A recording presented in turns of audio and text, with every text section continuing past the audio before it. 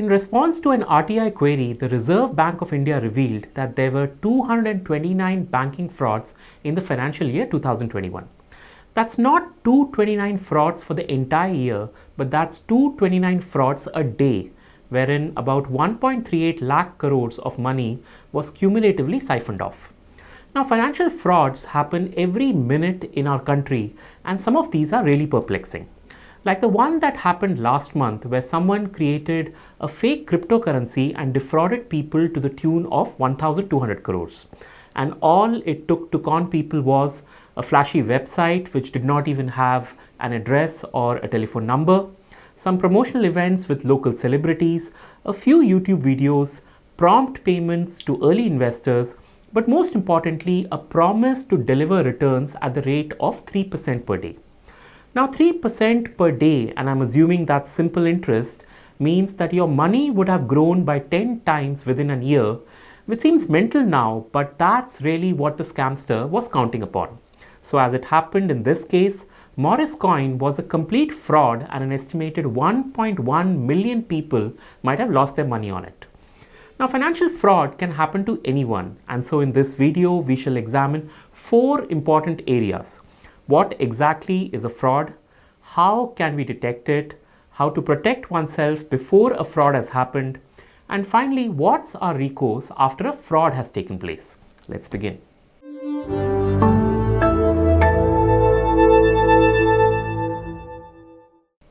Managing one's money and wealth is not an easy task, which is probably why many people use the services of a financial advisor, a broker, or a fund manager.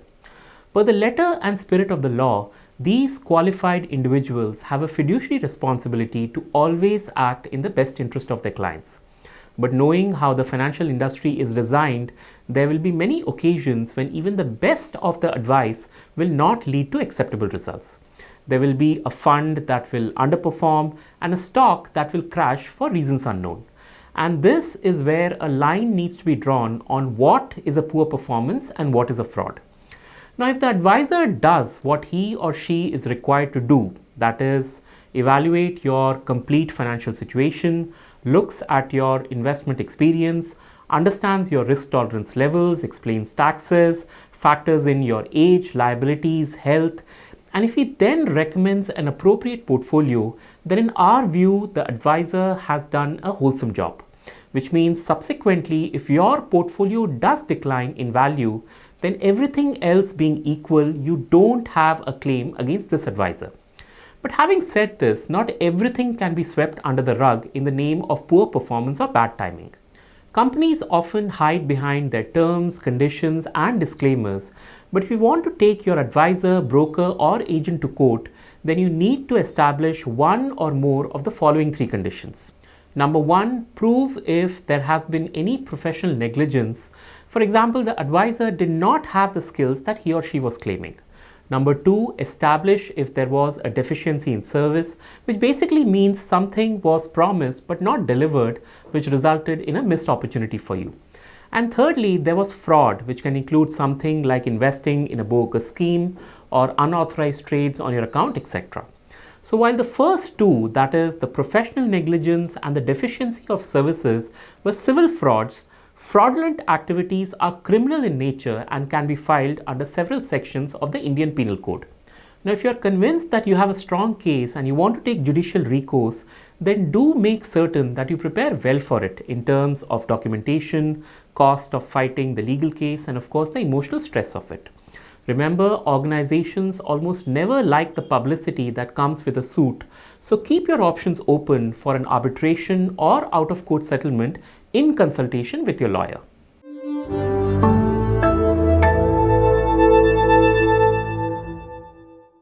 Financial fraudsters use a wide range of sophisticated and highly effective tactics to get people to part with their money, and in this section, we shall examine some of those approaches. There's an old axiom that says that if something is too good to be true, then it probably is. And that's because most fraudsters spend a lot of time and effort in convincing investors that the returns they are promising are not only high, but they are also guaranteed. In fact, the guaranteed high returns tagline is so powerful that we see this across financial products like investments, real estate, insurance, cryptocurrency, etc. Another area of skepticism that investors need to grow is when someone offers you to be a part of the inner circle. I've seen this happen a lot in real estate where some agent who's mildly known to you will approach saying that he can get you in on a real estate deal at just 4,000 rupees per square feet and the price is guaranteed to go up to 6,000 rupees over the next 3 months. Similarly, someone might offer a free seminar, a free lunch, or some discounted travel package. And what the scamster is backing upon is the principle of reciprocity, that is, by offering a little something, he's trying to get a much larger commitment from you. Never fall for that and always ensure you take the material home, you do your research, and you never invest anything in a hurried manner. Yet another red flag are those unsolicited approaches we get from strangers over a phone call, email, or even in person. More often than not, the scamster is calling on a long list of random numbers and is merely fishing for some unsuspecting victim to get trapped in the hook. This person is likely to use a lot of hard sell, lofty promises, will insist on a quick decision, say that everyone else is buying, and will generally offer very sketchy information and is probably not going to leave his contact information behind. Never fall for such techniques, and if you need some motivation on this, then do watch The Wolf of Wall Street for a better understanding of how this works. A final red flag that is often seen in scams or deceptions is the rampant use of fraudulent material like misleading promotional materials, hand-delivered notes, and of course lots of fraudulent account statements. What is commonly seen in these situations is a constant discouragement by the corrupt broker or wealth manager to keep the client from visiting the branch or from accessing their statements online. And one can understand why, because in all probability, this person is defrauding the client by fabricating the account statements or the product specifications. So as a rule, and as the Russian proverb goes, trust but verify. In fact, on the subject of trust, one area I particularly want to talk about is the financial exploitation of senior citizens. Now, with families becoming more nuclear, many seniors manage their own finances. This leaves them a little vulnerable to corrupt advisors who might use their position to trick and to get them to part with their hard-earned money.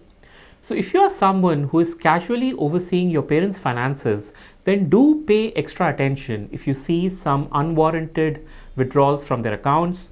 If accounts are closed without any regard to the penalties involved, which is something very rare for seniors, any changes in risk tolerance levels in their investment account, any unusual banking transactions, etc.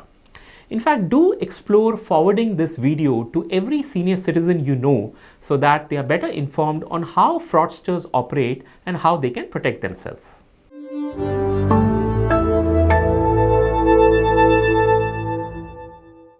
Relying on the government or some liability insurance to bail us out of a scam would be rather naive on our part. In that context, the most promising way to protect ourselves from a financial entanglement is to do what an old proverb says, prevention is better than cure. And in this section, we shall look at some steps that one can take to minimize the risk of falling for a scam. So step 1 is to be mindful of that trusted salesman. Now, the phrase trusted salesman might sound more like an oxymoron, but what you are really seeking to establish at this stage is if the person is legitimate. In other words, is your broker, your insurance agent, your financial advisor, is he or she registered and licensed by the relevant regulator? Let's take ET Money as an example here. Now, the entity under which we distribute mutual funds, NPS, insurance products, and other related services is called Banyan Tree Services Limited. So, in effect, Banyan Tree is a SEBI registered investment advisor. It is an AMFI registered ARN holder, an IRDA registered corporate agent, and also a PFRDA registered NPS point of presence. Now, as an investor, it's always good to verify these credentials, and if you want to do it in the case of Banyan Tree or any other entity for that matter, here's how one should go about the process. To check Banyan Tree's SEBI registration, one can go to the intermediaries section of the SEBI website, enter our registration number, and our details will show up. This will include a few additional details like our address, our phone number, the email address, the validity of the license, and the contact person within the organization. A similar verification can be done on the AMFI website, on the IRDA website, and also on the PFRDA website. Remember, trust but never forget to verify. Step 2 in protecting oneself is to stop chasing phantom riches. A bit like these two mobile apps that the Delhi police busted recently, which were offering returns of 5 to 10% on a daily basis. As expected, the bubble burst within a few weeks, but not before these corrupt schemes had duped over 5 lakh individuals, resulting in a scam worth 150 crores. So here's what you can do to protect yourself. Firstly, adopt a mindset that there is no such thing as easy money. Secondly, never invest in a product you don't understand. Third, don't be swayed by the seller's claims that everyone else is buying. And finally, if you find anything remotely suspicious, then write to the supervising authority that is listed in the scheme's promotional materials and don't even consider investing in it until you receive a satisfactory reply. The third step is to be aware of one's own behaviors and biases. You see, the fuel to most scams is our inbred desire to be adventurous, the need to be right all the time, and most importantly, the desire to get rich quick. And to support these wants and needs, we often make some assumptions. For example, one might feel that since a movie star is endorsing it, the claims made by a product must be genuine. Or maybe because this well-groomed, smooth-speaking young salesman has come all the way home, you might feel compelled to buy whatever he's selling. The thing is, all these are tactics which are aimed at getting you to buy into whatever they are selling. And that's how scams often start. And it is your fear of missing out and the reciprocity principle that mostly plays to your disadvantage, so do watch out for that. The next step is to educate oneself. Over the years, the regulators, mutual fund companies, insurance companies, and even distributors like ET Money have built an extensive library of financial content which is accessible to anyone and everyone. These are available across formats like blogs, YouTube videos, podcasts, newsletters, reports, and even books that give a fairly good understanding of how different products and processes work, what are the risks and rewards of each, and how one can deal with fraudulent tactics. So make sure you access these resources and are updated with this information.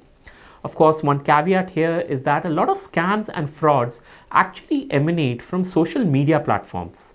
So if I were you, I'll be very careful at which sources one should trust and which ones should be ignored.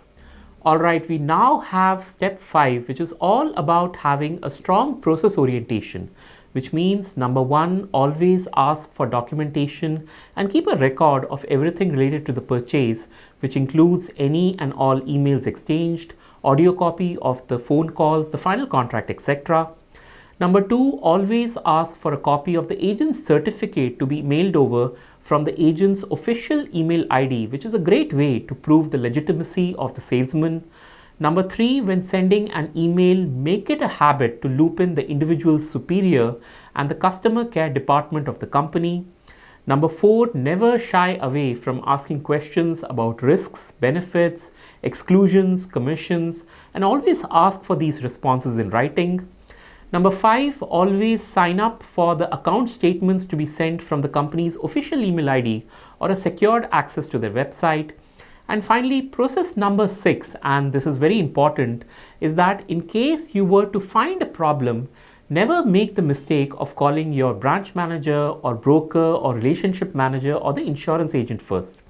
You see, there is a high chance that these individuals might be the source and perpetrators of the fraud.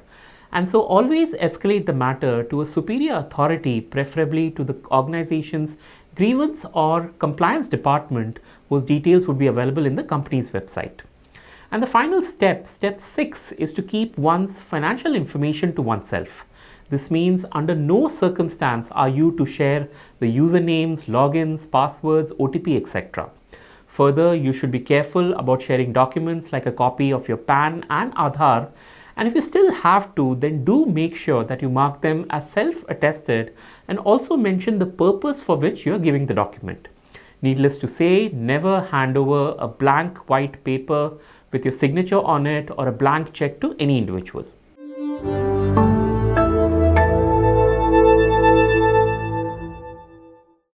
Unfortunately, many victims of financial fraud actually resist from coming forward. And that's nothing to do with the legal process, but it's more to do with the guilt that the victims internalize by blaming themselves for the money lost. I mean, most people, instead of taking action on the advisor's misconduct, tend to ask themselves questions like, how could I have been so naive? And when we add the age factor to this, senior citizens are even more ashamed, and that's because they don't want their children to know about their mistakes. But what needs to change first is our own belief and perspective that the money lost to a scam was not the victim's fault, and it was your trust which the scamster violated through deceit. Now, regulatory bodies, industry associations, and reputable companies do have a grievance redressal mechanism. The first step is to approach the company with your complaint, and if there is no resolution there, or if you're not satisfied with the reply, then you can approach the related regulator for an intervention in the matter. While sending an email is the default approach by many, we've often seen that lodging a complaint in the grievance redressal system often yields a better and a faster result. Now, different regulators and industry bodies have built their own grievance redressal system. For example, complaints to the National Stock Exchange can be lodged in their NICE Plus system. For SEBI, one can apply on SCORES, that is the SEBI Complaints Redress System. Insurance complaints can be logged on IRDA's IGMS, while NPS issues can be reported on their designated website. You might also want to use the services of a lawyer who might be helpful in guiding you through the process and also helping you with the relevant documents. We certainly hope it doesn't come to that, and we are now even more hopeful that you would use what you have learned in this video to better protect oneself and your loved ones. If you found our content useful, then do tap on that like button and share this video with your friends and family members. Thank you for your time, and I look forward to catching up with you next week on another insightful video. Until then. Mutual fund investments are subject to market risks. Read all scheme-related documents carefully.